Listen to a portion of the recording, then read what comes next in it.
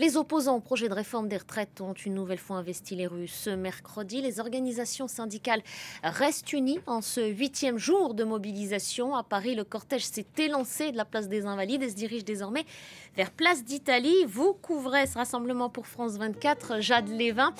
Jade, vous êtes auprès d'une enseignante qui prend part à cette manifestation. Oui, Nadia, vous le voyez derrière moi, de nombreux manifestants. Parmi eux, Emilia. Emilia, vous êtes professeure des écoles. Est-ce que vous pouvez nous expliquer pourquoi c'était important pour vous de venir à cette 8e journée de mobilisation? Parce que la retraite à 64 ans, c'est pas possible quand on est professeur.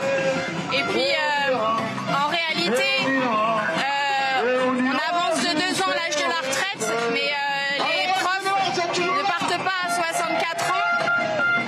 Moi, j'ai fait mes études. J'ai dû travailler aussi pour faire mes études à côté. Donc, réellement, je suis rentrée dans la profession à 27 ans. Donc, 64 ans ou pas, je peux pas partir en retraite avant 67 ans. Donc voilà, c'est pas possible en fait. Quand on est professeur, on met beaucoup d'énergie, beaucoup de physique dans une journée de travail et c'est usant, c'est fatigant. Et si on veut bien faire son travail, il faut avoir de l'énergie à 64 ans et après on l'a pas. Il y a beaucoup de professeurs justement aujourd'hui dans ce cortège. Qu'est-ce que vous demandez au gouvernement d'Emmanuel Macron? Nous, on réclame le retour à la retraite à 60 ans avec 37 annuités parce que en fait, on peut pas nier que les concours pour être professeur, ils sont de plus en plus tard après le bac. Donc tout ça, c'est des années de recul pour commencer à cotiser. Il faudrait aussi que soit pris en compte toutes ces années d'études dans les trimestres de cotisation.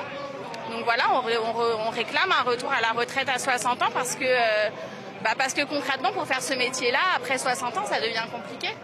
Malgré tout, vous pensez que cette réforme est nécessaire? Absolument pas. Il y a des choses qui sont nécessaires.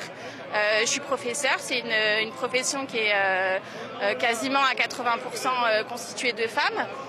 Parlons des inégalités salariales et ne serait-ce qu'en rétablissant des salaires féminins, enfin les salaires de femmes à hauteur des salaires d'hommes, des femmes à des postes aussi importants que les hommes, et on récupère 12 milliards déjà. Donc en fait, l'argent il est facile à trouver quand on veut bien le chercher. Merci beaucoup Emilia. Je vous en prie. Au revoir. Vous le voyez, Nabia, dans ce cortège, des profils très variés, des personnes de tout âge, toutes professions confondues.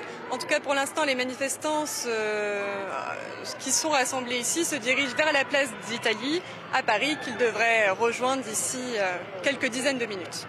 Merci beaucoup, Jade. Merci pour ces précisions.